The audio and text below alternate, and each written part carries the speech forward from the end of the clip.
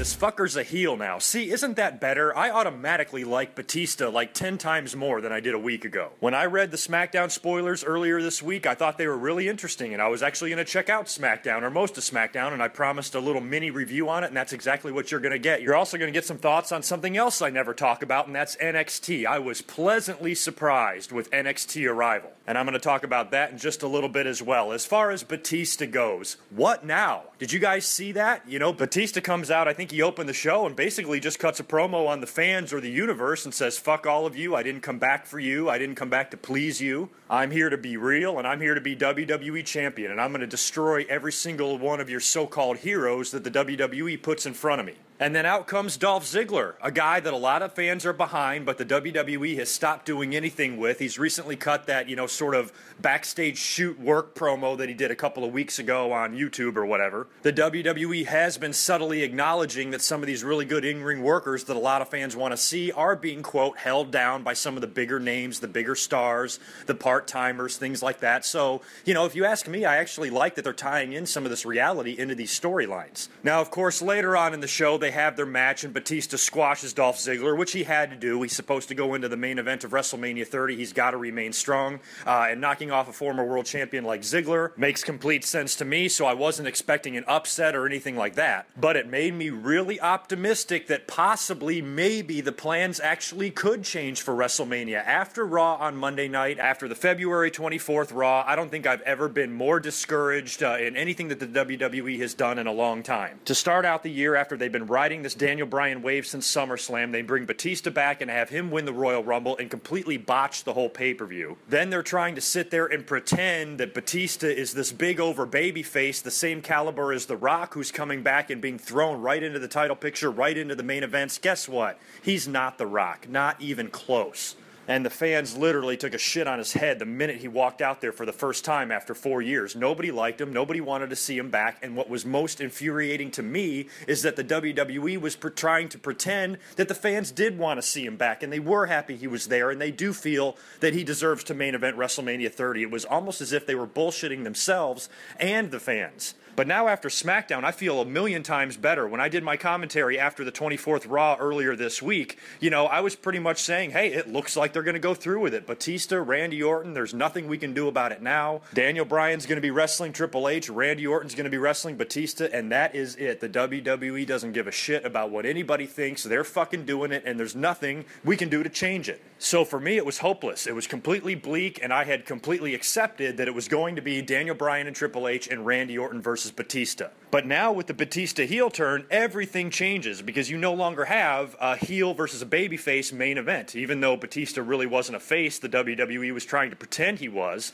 and you were supposed to have this Batista versus Randy Orton match. Now with Batista going heel, or going real as he calls it, how can you have two heels main event WrestleMania 30, the biggest show in your company's history, the 30-year anniversary of WrestleMania? The whole reason that this company even exists is because of this success of this one show. Without WrestleMania 1, we don't have a WrestleMania 30, so this is a big deal, and it amazes me that the WWE was even going to put this Batista-Randy Orton match in the main event as it was, with Batista being the quote-unquote face. But now they're both heels. You're going to have a heel matchup. Are they trying to be like UFC and just have two guys out there that don't give a shit about anybody and are just focused on each other and the title and all that? They can't do that. You got to have some drama. You got to have some excitement. That's what the WWE is about. So now it almost seems like there's no way that they can go with a heel versus heel main event at WrestleMania unless you turn Randy Orton babyface. How's that going to work? Randy Orton's been a bitch ever since he won that fucking title last summer. How are we supposed to cheer for him now? And it seems to me that there's really no other alternative but to alter this main event a little bit. And now my hope is restored. If Batista is a heel and Randy Orton is a heel, how in the hell is that match supposed to close out your WrestleMania? It seems almost inevitable. And I have no idea what they're going to do or how they're going to write this. A lot of people have said maybe there's a stipulation at WrestleMania that if Daniel Bryan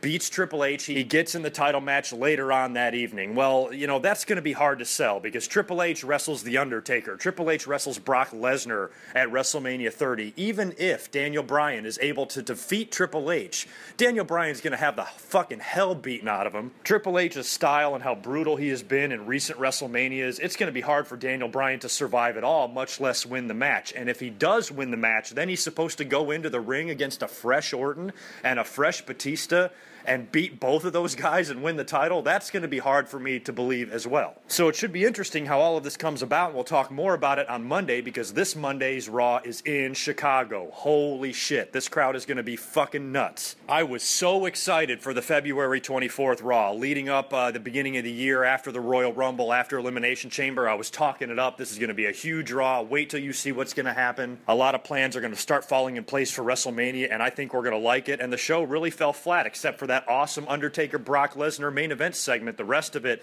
was a little bit disappointing for me. But this week, the WWE has to know that CM Punk chants are going to be all over this building. The whole fucking crowd is going to be so crazy with the CM Punk chants that the WWE is going to have to be very careful how they write and book this show and how they time everything to try to combat these chants as best as possible. And on SmackDown, they had another confrontation with the Shield and the Wyatts, and Triple H interrupted and said, nope, you're not going to wrestle here, you're going to wrestle this Monday night. So already the WWE is going to give us a big-time match for Raw. The best match we saw at Elimination Chamber is now going to happen on Raw in Chicago in front of that crowd, so that will help. And now it doesn't matter if they boo the shit out of Batista, because they're supposed to. I just feel so much better about this as Batista is a heel. Now I can actually accept that he's back. I don't hate him as much anymore. When they're trying to bullshit me and tell me that this guy is a babyface, that's when I get mad. So this week on Raw, when the Chicago crowd is screaming their heads off at Batista and they hate his guts and they're chanting and trying to hijack everything, no big deal.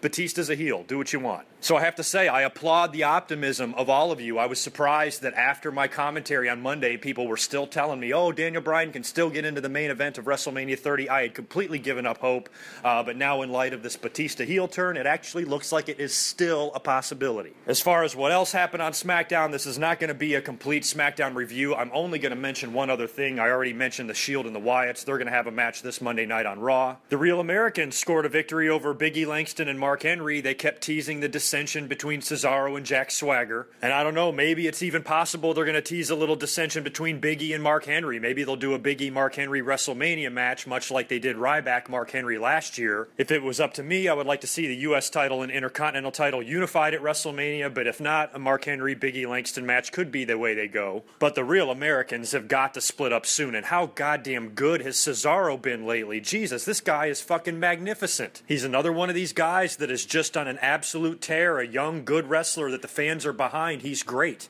And I think his in-ring work and what he has given us has more than earned him a spot on the WrestleMania card. And fucking put him in the ring with his tag team partner, have him do the split, have Cesaro beat him. I think it would be great.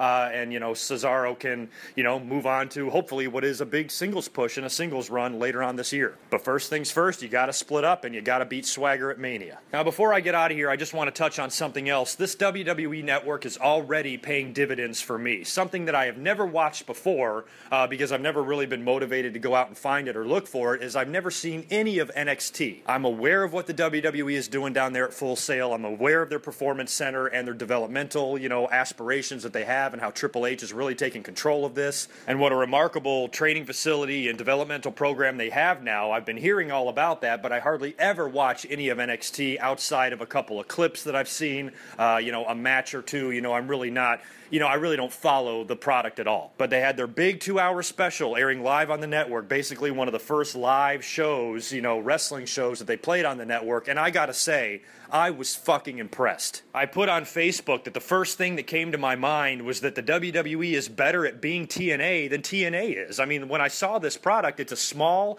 soundstage type arena, several hundred fans in there, close to the ring, very intimate atmosphere, and all of the wrestlers are young guys, the future talent of the business, and the focus is on in-ring wrestling. I mean, when Cesaro and Sami Zayn opened up the show, I've never even seen this Sami Zayn kid. Has this shit always been going on in NXT? They've built a miniature version of themselves that feels a lot more like a TNA or a Ring of Honor than it does the WWE. But with their huge state-of-the-art training facility opening up, and their great little TV studio that they have there to produce TV, to have matches, and to get guys camera ready, and to teach them about all aspects of the business, that's just unbelievable. WWE has created started, their farm system. They can actually grow their own in-house talent. They've always sort of been able to do that with OVW and stuff like this, but this is really in-house. Things have come a long way since their warehouse in Stamford that's down the road from the fucking Titan Towers. It's a little goddamn garage with a ring in it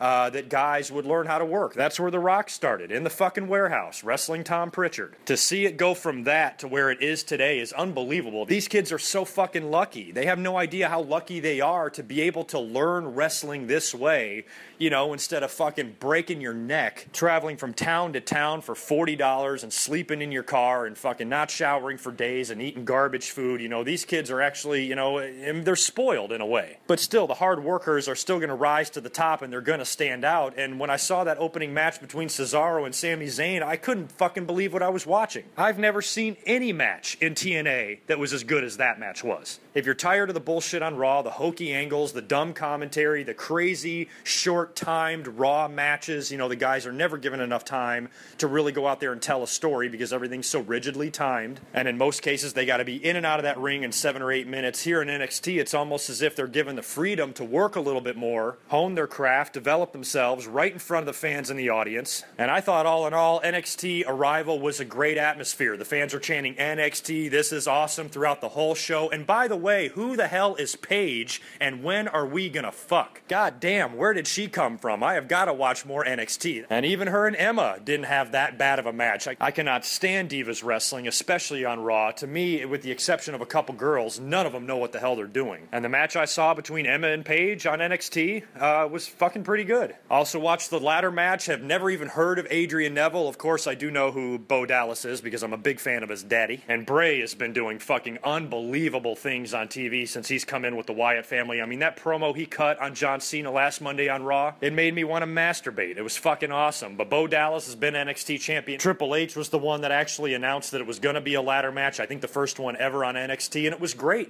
These young guys fucking busted their ass in there. It was an awesome ladder match. And I love the character of Bo Dallas. He was cracking me up. He actually reminds me of Jay Youngblood. For you young fans out there, just Google him. You'll see what I'm talking about. But Bo Dallas had me cracking up. I mean, he's so fucking gay in everything that he does. He's like, I don't want this bottled water. Do you have a glass? And all this shit. He's just got this little funny, squeaky, high, girly voice. He seems very fragile, very prissy, but yet when he gets in the ring, he kicks ass in there. And now that Bo Dallas has lost the NXT title, I have to wonder if we're going to see him on the main roster soon. I mean, I know he's been in a couple of times. Didn't he work a Royal Rumble match this year or the year before or something like that? So he's been in NXT. He's been in developmental for a while. It seems like he could probably come up to the main roster at any time, possibly after WrestleMania 30. And now with the WWE Network out there, I'm sure I will talk more about NXT in the future because now the shows are going to be right in front of my face. And speaking of the WWE Network and my review of it earlier this week, I just want to make a couple of other follow-up points. A lot of you did let me know that if you live outside of the United States, there still are ways to get the network. I did know that, and I was aware of that. I figured if people wanted it bad enough, there are ways to go about getting it. But as far as the legit way goes, apparently you still are going to have to wait. And also, we talked a little bit about their lack of content on their video on demand. Yes, they have every pay-per-view in history on the network, but that's really all they have. I did read that after the free trial is over, the WWE does plan on adding all of the Saturday night's main events and all of the WCW Clash of Champions. I'm not sure how accurate that story is, but I think that's great. Those are the type of shows that I want to see on this network. So that's a really good start there for them, and I think that will only increase. I'm sure we'll see Raws and previous seasons of Raws and Smackdowns on the network in time. I have no doubt about it. Maybe they'll do 1 year at a time. Maybe they'll put the whole year of 1999 on the network and they'll leave it up for 2 months and take it down and put up 1998 or vice versa. There's lots of different ways they can feed in their content on the on-demand library, and it's going to be good. I'm glad that they're at least adding some more shows once the free trial version ends, and we still have Legends House that's going to start up. All the pay-per-views are on here,